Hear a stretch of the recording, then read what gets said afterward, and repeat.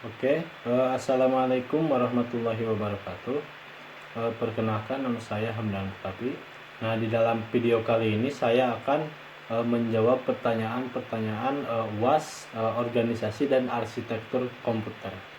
Nah, yang pertama, penjelasan tentang cache memory. Nah, jadi intinya begini. Jadi si cache memory ini adalah random access memory. Nah, keuntungan utama dari cache memory ini adalah kecepatannya yang sangat cepat. Nah, untuk dapat diakses oleh CPU, jadi untuk dapat diakses oleh CPU pada kecepatan yang jauh lebih cepat daripada memori utama. Nah, jadi memori cache ini terletak di jalur antara CPU dan memori utama. Jadi si memory cache ini memfasilitasi transfer data antara proses dan memori utama pada kecepatan yang sesuai dengan kecepatan prosesor.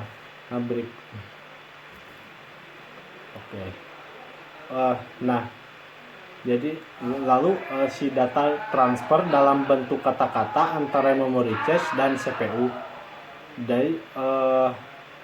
Lalu data ditransfer dalam bentuk blok atau halaman antara memory cache dan memori utama.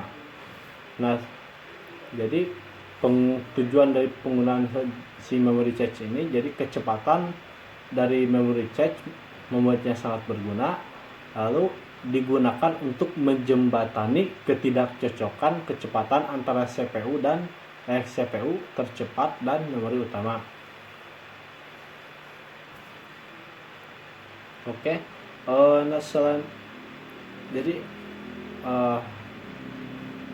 Jadi dalam mengeksekusi program, kapanpun program harus dijalankan itu pertama kali dimuat dalam memori utama. Nah, bagian dari program yang kemungkinan besar akan dieksekusi dalam waktu dekat disimpan dalam memory cache. Selanjutnya kita ke nomor 2. Nah, untuk nomor 2, jadi kenapa piranti-piranti tidak langsung dihubungkan dengan bus sistem komputer? Nah, jadi begini. Jadi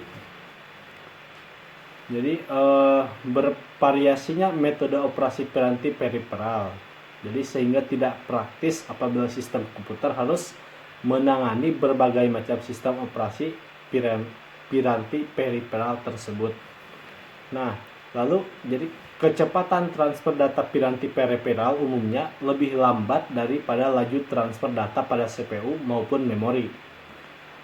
Nah, format data dan panjang data pada piranti periferal seringkali berbeda dengan CPU, sehingga perlu modul untuk menselaraskannya.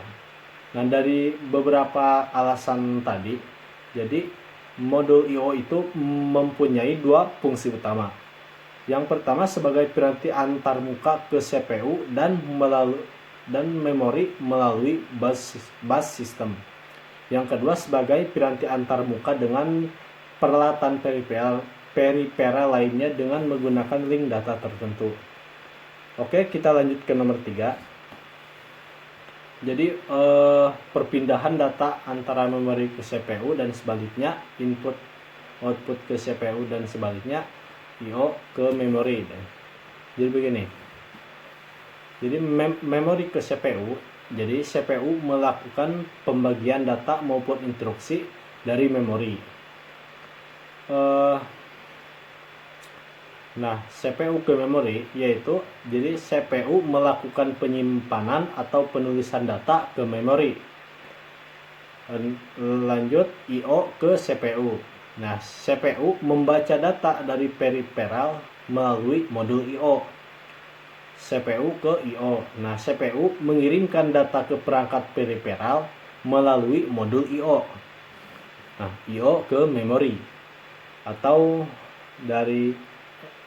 jadi digunakan pada sistem DMA. Jadi Jadi sampai saat ini terjadi perkembangan struktur interkoneksi.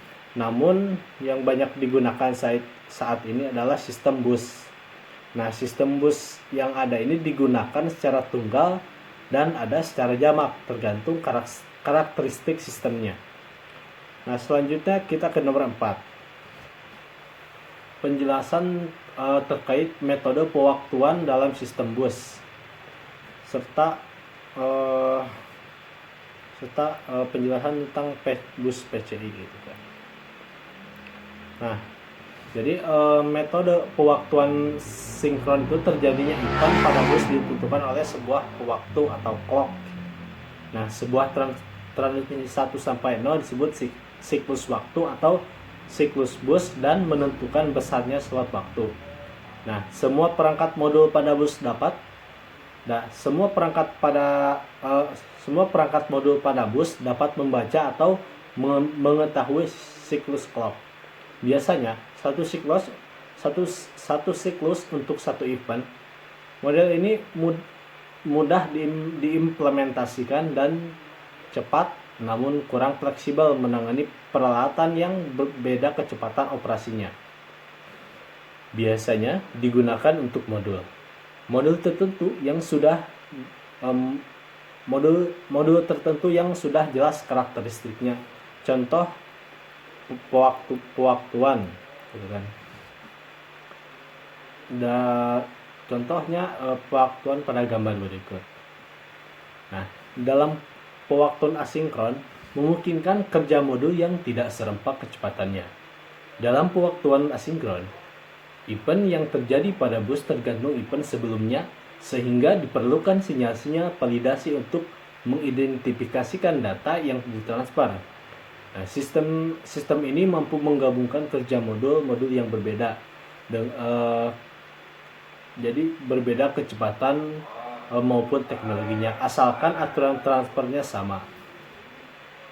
Sekian dari saya. Mohon maaf bila ada kekurangan. Assalamualaikum warahmatullahi wabarakatuh.